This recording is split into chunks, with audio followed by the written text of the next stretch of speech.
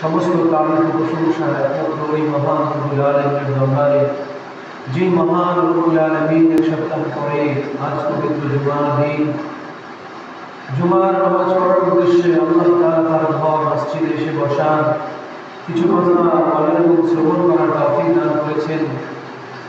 এই জন্য এই দিন থেকে শুকরিয়া জ্ঞাপন করি, বলি আলহামদুলিল্লাহ। মুহতারাম মুসলিম কেরাম হাজিরিন, বিগত সপ্তাহ থেকে আলোচনা শুরু হয়েছিল খাঁটি মুমিন ও মুনাফিকদের চরিত্রের মধ্যে পার্থক্য। গত সপ্তাহে বেশ কিছু কথা বলা হয়েছিল, তার মধ্যে থেকে এও বলা হয়েছিল যারা মুনাফিক চরিত্রের, সেই নবীজির জমানাতেও এরকম ছিল যে তারা যখন মুমিনদের সাথে মিলিত হয় তারা বলে আমরা তোমাদের সাথে আছি, আর যখন তাদের শয়তান বলা হয়েছে কোরআন আয়াতের মধ্যে, শায়াতিন অর্থাৎ কাফের বেঈমানদের সাথে মিলিত হয়, তখন বলে আমরা তো মুমিনদের সাথে ঠাট্টা বিদ্রুপ করেছি, আসলে আমরা ওদের সাথে নাই, আমরা তোমাদের সাথেই আছি। এরকমভাবে এও বলা হয়েছিল যে যারা মুনাফিক চরিত্রের, এরা যখন কোনো বিপদে পড়ে তখন আল্লাহ তাআলাকে কায়ো মন বাক্যে ডাকে, আল্লাহ আপনি যদি এবার আমাকে বাঁচায় দেন, বিপদ থেকে উদ্ধার করে দেন, আমি আর এই খারাপ কাজ করবো না, আমি আর লিপ্ত হব না, আমার মধ্যকার এই সমস্ত খারাপগুলো আমি ছেড়ে দিব। কিন্তু যখন আল্লাহ তাআলা এই সমস্যাগুলো থেকে তাদেরকে নিস্তার দান করেন, তখন আল্লাহ তাআলাকে তারা আবার ভুলে যায়, আবার তাদের মধ্যে তারা চলতে থাকে। আবার এরকম কিছু মুনাফিক কথা বলা হয়েছিল যে যখন তারা সুখে থাকে, ভালো থাকে, অর্থাৎ আল্লাহ তাআলার দেওয়া স্বাচ্ছন্দ্যতার মধ্যে যখন থাকে, তো আল্লাহ তাআলাকে খুব ডাকে, স্বাভাবিকভাবে নামাজ রোজা আদায় করে। কিন্তু যখন আল্লাহর পক্ষ থেকে কোনো রকম পরীক্ষার শিকার হয়, তো তখন তারা মুখ ফিরিয়ে নেয়। অথচ আল্লাহ তাআলা তো কোরআনে পাকের মধ্যে স্পষ্ট ভাষায় ইরশাদ করেছেন, وَلَنَبْلُوَنَّكُمْ بِشَيْءٍ مِّنَ الْخَوْفِ وَالْجُوعِ وَنَقْصٍ مِّنَ الْأَمْوَالِ وَالْأَنفُسِ وَالثَّمَرَاتِ وَبَشِّرِ الصَّابِرِينَ। আল্লাহ জাল্লা শানুহু সূরা বাকারার মধ্যে ইরশাদ করেন, وَلَنَبْلُوَنَّكُمْ, আরবি ব্যাকরণ রীতি অনুযায়ী কোনো কথাকে যদি সর্বোচ্চ পর্যায়ের গুরুত্ব আরোপ করে তাকিদ দিয়ে বলতে হয়, তাহলে প্রথমে লামে তাকিদ, শেষে নুনে তাকিদ, লানাবলুওয়ান্নাকুম। যে আল্লাহ তাআলা বলেন অবশ্যই অবশ্যই আমি মানুষদেরকে পরীক্ষা করব। বিশাইইন মিনাল খাউফি, কোনো ধরনের ভয় ভীতি সঞ্চালন করার দ্বারা, ওয়াল জুউই, অভাব অনটন ক্ষুধার দ্বারা, ওয়ানাকসিম মিনাল আমওয়ালি ওয়াল আনফুস ওয়াস-সামারাত, এবং মুমিন বান্দাবান্দির মাল সম্পদের মধ্যে নোকসান ঘটিয়ে, তাদের জীবনকে কেড়ে নিয়ে, আত্মীয় স্বজন ঘনিষ্ঠজনদেরকে তাদের কাছ থেকে কেড়ে নিয়ে মৃত্যু দিয়ে, এবং তাদের শস্যাদি ফসল ক্ষেতের মধ্যে কমি করে দিয়ে এগুলো ভালো না ফলিয়ে আল্লাহ তাআলা মানুষকে পরীক্ষা করবেন। এই সমস্ত অবস্থায় মুমিনদেরকে সবর করতে হবে, এটা মুমিনের পরিচয়।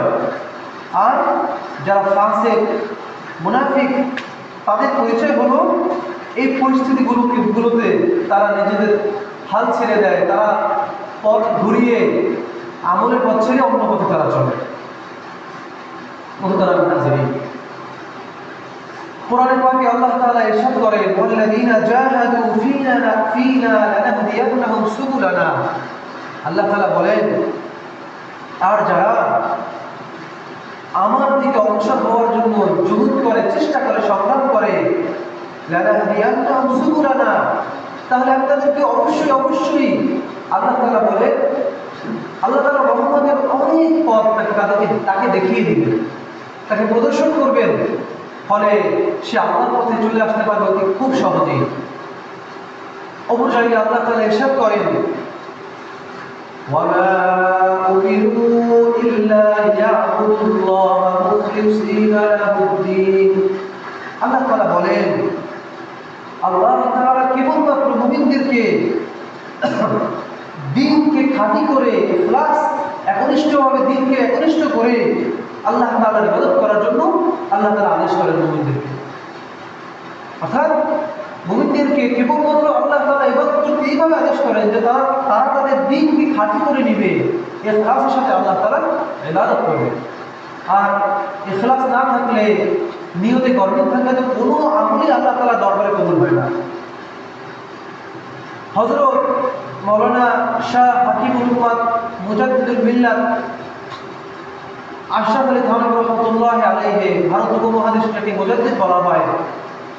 একদিন এই থানভী রাহমাতুল্লাহি আলাইহির কাছে এসে এক ব্যক্তি বলতেছে, হুজুর, মানুষকে আল্লাহ তাআলা প্রাকৃতিকভাবে সৃষ্টি করেছেন, জন্ম এরকম দিয়েছেন যে তাদের গালে কোনো দাড়ি ছিল না।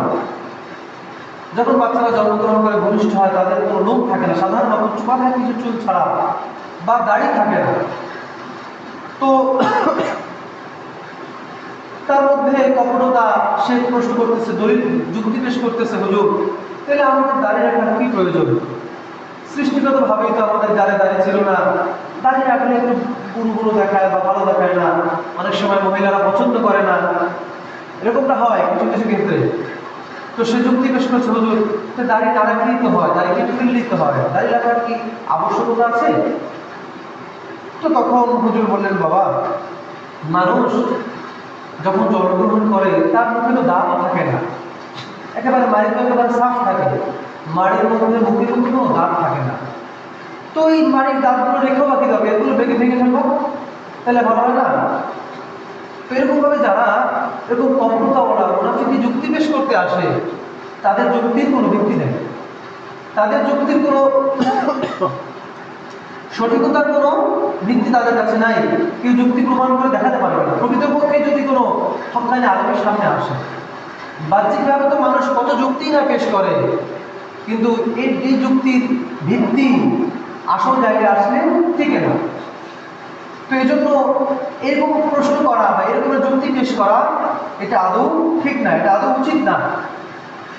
প্রকৃতপক্ষে খাঁটি মুমিন মুসলমান হতে হলে মানুষদেরকে মুজাহাদা করতে হয়, সাধনা করতে হয়, কষ্ট ত্যাগ স্বীকার করতে হয়, যেটা পিছনে বলা হয়েছিল বারংবার। আল্লাহ, তো নবীজি সাল্লাল্লাহু আলাইহি ওয়াসাল্লামের জামানায় তার জীবন দশায় একদিন সাহাবী বলা চলে, সেই সময় সে মুনাফিক ছিল, মুসলমানদের মতো সাহাবী বেশে সে চলতে ফিরত, কিন্তু তার মধ্যে মুনাফিকই ছিল। তো নাম ছিল তার বিশ্বর। তো সে ছিল মুনাফিক। একদিন একটা বর্ম বা তরবারি সম্ভবত এগুলো নিয়ে এক ইহুদির সাথে তার সাথে ঝগড়া বাঁধে। ইহুদি বলে যে এটা তার, আর ওই বিশ্বর মুনাফিক সে বলে এটা ওর। এখন উভয়ই বলে আমার। এখন নিজেরা তো মারামারি করলে সমাধান হবে না, নিজেদের মধ্যে সমাধান করতে হলে সালিস লাগবে, সালিসি করতে হবে। তো তারা উভয় একমত হলো যে আসলে এটা কার, উভয়ই যুক্তি প্রমাণ পেশ করবে। তো নবী সাল্লাল্লাহু আলাইহি ওয়াসাল্লামের কাছে গিয়ে তারা এটা পেশ করল।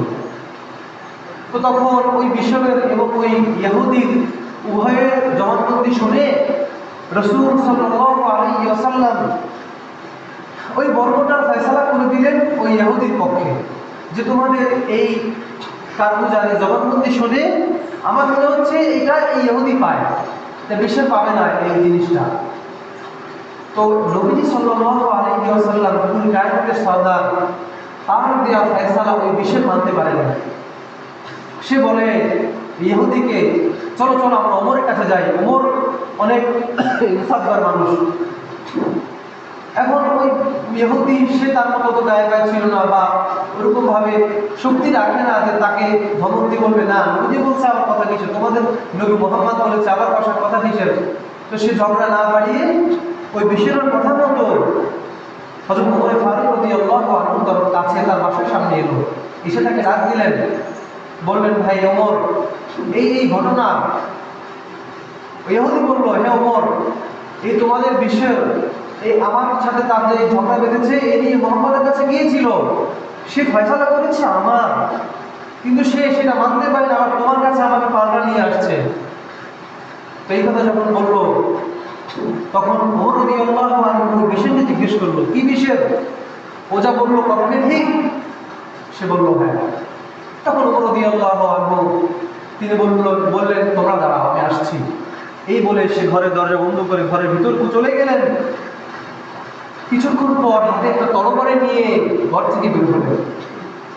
বের হয়ে তিনি বললেন, আল্লাহ রাসূলের ফয়সালার উপর যারা সন্তুষ্ট না হয় তাদের ব্যাপারে ওমরের ফয়সালা হলো এই। এটা বলে সে বিশ্বের কল্লাকে দ্বিখণ্ডিত করে দিয়েছে, শিরোচ্ছেদ করে দিয়েছে। আসলে নবী সাল্লাল্লাহু আলাইহি ওয়াসাল্লাম সত্য নবী, হক নবী, তারা জানতো, কিন্তু মুনাফিক যারা, তারা দিন থেকে সেটাকে মেনে নিতে পারতো না। ফলে এরকম আচরণ তারা অনেক ক্ষেত্রে করত। তো যে আচরণটা ভীষণ করেছে তার উত্তম বিচার ওমর রাদিয়াল্লাহু আনহু করে দিয়েছে। যে নবীজির ফয়সালার উপরে আবার তার ইশকাল, তার আবার মহানিকতা, এইটা তিনি মানতে পারেন নাই, তখন ওই বিষয়কে সেখানে হত্যা করে দিয়েছে।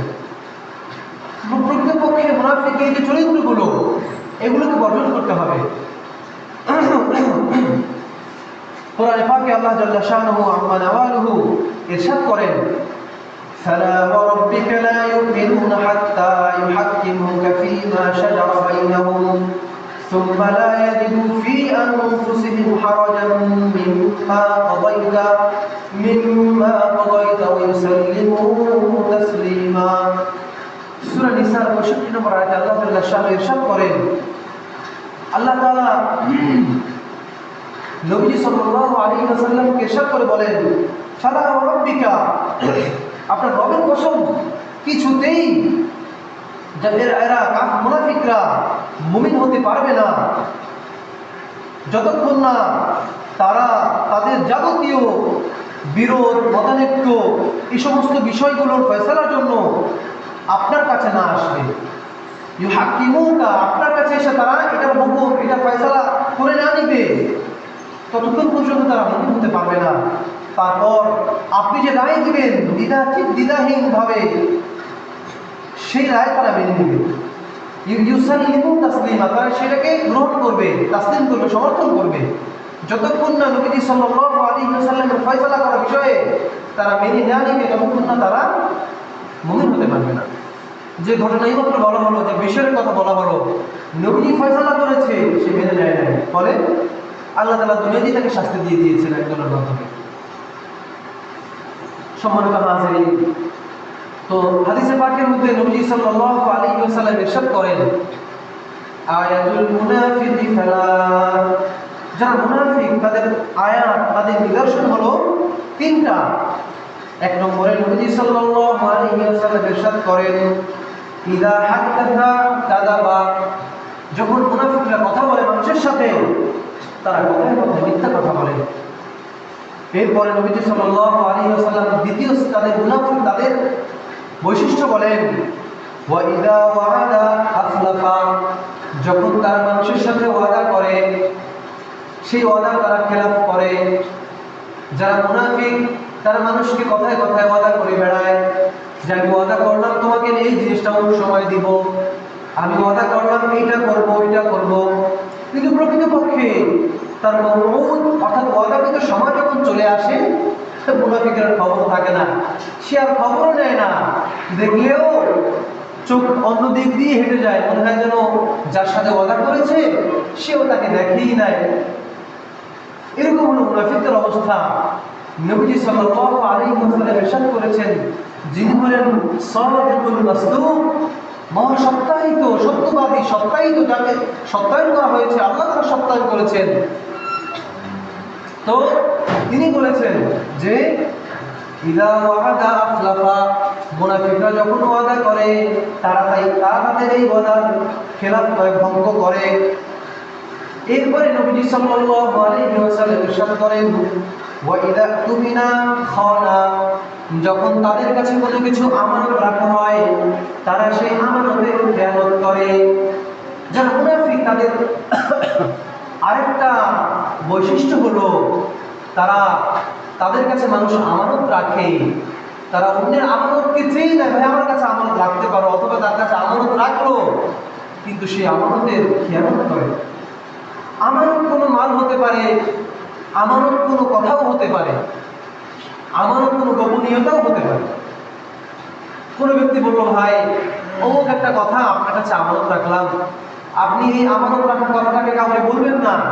কিন্তু যারা মুনাফিক তারা করে কি, আরেকজনের কাছে গিয়ে বলে, ভাই একটা কথা আমি তোমার কাছেই বলবো, তুমি কাউকে বলবো না, আসলে আমারও মানা করছিল এই ব্যাপার, সাবধান কাউরে কও বুঝি। আবার সে গিয়ে আরেকজনকে বলে, সাবধান কাউরে কও বুঝি। সে গিয়ে আরেকজনকে বলে, সাবধান এই কথা কাউরে কও বুঝি। এইভাবে করে পুরো এলাকা ছড়ায় যায়। কিন্তু যে মুনাফিক প্রথম যে পর্যায়ে তাকে বলা হয়েছিল এটা তাকে বলবো না, আমানত রাখলাম, তো তার এই মুনাফিকের কারণে কথাটা পুরো গ্রামে পুরো এলাকায় ছড়ায় যায়। আমানত আর আমানত থাকে না, আমানত খেয়ানত হয়ে যায়। প্রিয় ভাইরা, এরপরে কোনো মাল সম্পদ কারো কাছে আমানত রাখলো, তো যারা মুনাফিক ওই মালের মধ্যে তারা তাগয়ীর করবে, পরিবর্তন ঘটাবে, মালটা আসলভাবে তারা ফিরিয়ে দিবে না, কিংবা কখনো কখনো তো মালটাকে গসব করে ফেলা, একেবারে খেয়ে দেয়, আত্মসাৎ করে নেয়। তো মুনাফিকের এই হলো তিনটা চরিত্র। হাদিসে এসেছে, ওয়াফি রিওয়ায়াতিন ওয়া ইযা খাসামা সাজাওয়া। অন্য রিওয়ায়াত এসেছে যে মুনাফিকরা যখন কারোর সাথে বিবাদ করে, ঝগড়া করে বা কথা কাটাকাটি করে, বিরোধের মধ্যে লিপ্ত হয়, তো তখন সে অশ্লীল কথা বলে, তখন সে ফিসক ফুজুর এর অবলম্বন করে। মুহতারাম হাজিরিন ভাইয়েরা, 4 নম্বরে বলা হলো যে অপর এক রিওয়ায়াত এসেছে, নবীজি বলেছেন যখন তারা কারোর সাথে ঝগড়ায় লিপ্ত হয় তো কথায় কথায় গালি দেয়। এটা কত বড় খারাপ গুণাবলী বলেন ভাই। রুমের মধ্যে বসে থাকি বা পাশে দোকানে বসে মানুষ আসে বা যে কোনো জায়গায় কথায় কথায় মাথা তুলে গালি দেয়, বিনা দরকারে শুরুই করে, হ্যাঁ কালিমাতুল গালি, গালির কালিমা দিয়ে সে কথা শুরু করে। এটা কেমন কথা ভাই? মুমিন মুসলমান তো এটা করতে পারে না। তো যে ব্যক্তি কথায় কথায় গালি দেয়, ওই যে হাদিসে বললাম, খাসামা ফাজারা, ইদা খাসামা ফাজারা, যখন তারা বিরোধ করে, ঝগড়া করে, তো তখন গালি দেয়। এগুলো ঠিক না। গালি দেওয়ার দ্বারা তো আপনার অন্তর মরে যায়। জন্য ভাই এগুলো আমরা করবো না। মুনাফিকের 3 থেকে 4টা এখানে বৈশিষ্ট্য বলা হলো, যে মুনাফিক যখন কথা বলে, কথায় কথায় মিথ্যা কথা বলে। দ্বিতীয়ত বলা হলো মুনাফিক যখন ওয়াদা করে সেই ওয়াদার ভঙ্গ করে। তৃতীয়ত বলা হলো মুনাফিক যখন তার কাছে যখন কোনো কিছু আমানত রাখা হয় সেই আমানতের খেয়ানত করে। চতুর্থ নম্বরে বলা হয়েছে যে যখন সে ইখতিসাব করে, যখন সে কারোর সাথে বিরোধে, কারোর সাথে তর্কে লিপ্ত হয়, তখন সে গালিগালাজ করে। এখন ভাই আপনি আমি মিলিয়ে দেখি, আমার মধ্যে, আপনার মধ্যে, আমাদের সবার মধ্যে, মা বোনেরা যারা কথাগুলো শুনছেন, আমাদের মধ্যে কি এর কোনো একটা বৈশিষ্ট্য কিংবা খারাপই আছে? যদি থেকে থাকে তাহলে এটাকে দূর করা উচিত কি উচিত না? কি বলেন ভাই? অবশ্যই উচিত। আমাদের মধ্য থেকে এই সমস্ত প্রবাহাত, এই সমস্ত খারাপিগুলোকে দূর করতে হবে। মুমিন মুসলমান সপ্তাহে একদিন জুমা পড়তে আসে, তো তখন যে কথাগুলো বলা হয় এগুলো শুনে আমল করতে হবে, আমল করার নিয়ত শুনতে হবে। যে বলবে সে আমল করার নিয়ত করবে, যারা শুনবে, যাদের পর্যন্ত আওয়াজ পৌঁছবে তারাও আমল করার নিয়ত শুনবে। তাহলে একদিন দুদিন, একটা দুটো করতে করতে অনেক বিষয়ের আমল আমাদের মধ্যে জারি হয়ে যাবে, চালু হয়ে যাবে। অন্যথায় মুসলমান নামে মুসলমান থেকে যাবে, তার মধ্যে কোনো মুসলমানিত্ব থাকবে না। যে মুসলমানিত্বের কোনো ফায়দা নাই, আল্লাহ তাআলার কাছে কোনো দাম নাই, নবীজি সাল্লাল্লাহু আলাইহি ওয়াসাল্লামের কাছে কোনো দাম নাই। বাবা নাম রাখছে অমুক, অমুক হুসাইন, আব্দুল্লাহ, আব্দুর রহমান, হ্যাঁ জন্মের সময় নাম রাখছে খাদিজা, সুমাইয়া, অমুক ইসলামিক নাম, তো নাম রাখছে মুসলমান, আমি মুসলমান। কিন্তু মুসলমানের যে করণীয় সেগুলো আমি করি না, মুসলমান হিসেবে যেগুলো বর্জনীয় সেগুলো আমি বর্জন করি না, তাহলে কেমন মুসলমান? এই ঈমান নিয়ে, এই আমল নিয়ে আল্লাহ তাআলার সামনে দাঁড়াতে পারবো তো? এতটুকু সাহস আছে বলেন? কারো বয়স যদি 20 বছর, 30 বছর, 40, 50, 60 বছর হয়ে যায়, একটু মিলিয়ে দেখেন না। আপনি মুসলমান হিসেবে বালেগ হয়েছেন 14, 15, 12 বছরে বয়সে, সেই থেকে নিয়ে আজ পর্যন্ত, তখন থেকে নিয়ে যোগ করেন, আপনার বয়স যদি 20 বছর হয়, বালেগ বুলুগিয়াতের বয়স 20 বছর, 10 বছর, 5 বছর, 15 বছর, 60 বছরে পৌঁছেছেন, তো আপনার বুলুগিয়াতের বয়স হয়ে গিয়েছে 45 বছর। আপনি কি আপনার জীবনে নামাজ বেশি পড়েছেন না বেশি ছেড়ে দিয়েছেন? আপনি কি আপনার জীবনে মুসলমান হিসেবে রোজা বেশি ছেড়ে দিয়েছেন না রেখেছেন? ধনী হয়েছেন, আজও পর্যন্ত আপনার মালের যাকাত দিয়েছেন কি দেন নাই? হজ জীবনে একবার ফরজ, হজ করেছেন নাকি টাকা বিছানার তলে নিয়ে ঘুমাইতেছেন, জমিন খোদাই করে খাজিনা করে রেখে দিয়েছেন? একটু ভেবে দেখেন। আল্লাহর সামনে সবাইকে দাঁড়াতে হবে। দুনিয়া তো হলো একটা পানির ফোঁটার নেয়। হাদিসে এসেছে দুনিয়ার তুলনা হলো কোনো সমুদ্রে, কোনো নদীতে হাত চুবিয়ে উঠানোর পরে ওই হাত যখন মানুষ উঠায় রাখে, সেখান থেকে 2-1 টপকায় টপকায় টপকায় পানি করে, ওই কাপ্তার নাই হলো দুনিয়ার মেসাল, দুনিয়ার উদাহরণ। আর ওই যে সমুদ্র, ওই যে সাগর, ওই যে নদী, সেটা হলো পরকাল।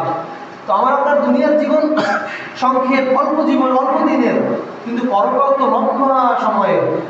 তো সেই পরকালের জন্য বুদ্ধিমান কাজ হবে সেই পরকালের জন্য পথেও জোগাড় করা। এই দুনিয়ার ক্ষণস্থায়ী দুনিয়াকে প্রাধান্য না দেওয়া। কিন্তু দুনিয়ায় বসে আপনি কামাই রোজগার, পরিবার পরিজন সব কিছু করেন, কোনো সমস্যা নাই, ধনী হলে না থাকেন, সমস্যা নাই। যেইভাবে আল্লাহ নবী বলেছেন সেইভাবে আপনাকে করতে হবে, চলতে হবে। যে আয়াতখানা বলা হয়েছিল যে ফালা ওয়া রাব্বিকা লা ইউমিনুনা হাত্তা ইউহাক্কিমুকা ফীমা শাজারা বাইনাহুম, যা সার কথা হলো ততক্ষণ পর্যন্ত মুমিন হতে পারবে না। আল্লাহ তাআলা বলেন, আপনার রবের কসম নবীজিকে বলেন, যতক্ষণ না মুসলমানরা তাদের বিরোধপূর্ণ বিষয়কে আপনি যে ফয়সালা করবেন হে নবী, এর উপর তারা সন্তুষ্ট চিত্তে মেনে না নেবে। তো নবীজি সাল্লাল্লাহু আলাইহি ওয়াসাল্লাম এখন দুনিয়াতে নাই। এই আয়াতটা এখন কিভাবে আমল করবেন, কিভাবে এর উপর আমল করবেন? হক্কানি রব্বানি উলামায়ে কেরাম দ্বীনি বিষয়ে যে মাসআলা আপনাদেরকে বলবেন, হক্কানি রব্বানি খাঁটি মুখলেস আলেমরা যেই ফয়সালা দিবেন দ্বীনের বিষয়ে, সেই ফতোয়া, সেই ফয়সালাকে মেনে নেই হচ্ছে এখন আপনাদের দায়িত্ব। এটাকে মেনে নেই হলো নবীজির কথাকে মেনে নেওয়া, আর নবীজির কথাকে মেনে নেওয়া হলো আল্লাহ তাআলার সন্তুষ্টি, আল্লাহর কথাকে মেনে নেওয়া। তো মুহতারাম হাজিরিন, যে কথাগুলো বলা হলো, খাস করে মুনাফিকের মুনাফিকি বৈশিষ্ট্য যেগুলো, বেশ অনেক কথাই বলা হয়েছে। আল্লাহ তাআলা আমাদেরকে এগুলো সবাইকে বোঝার তৌফিক দান করেন। যার মধ্যে এই সমস্ত খারাপি থেকে কোনো একটা একাধিক যার মধ্যে থেকে থাকে, আল্লাহ তাআলা এগুলোকে দূর করার তৌফিক আমাদেরকে দান করেন। বলেন আমিন। ওয়া আখিরু দাওয়ানা আলহামদুলিল্লাহি রাব্বিল আলামিন। যারা কবলা জমা করেন না তারা কথা বলুন।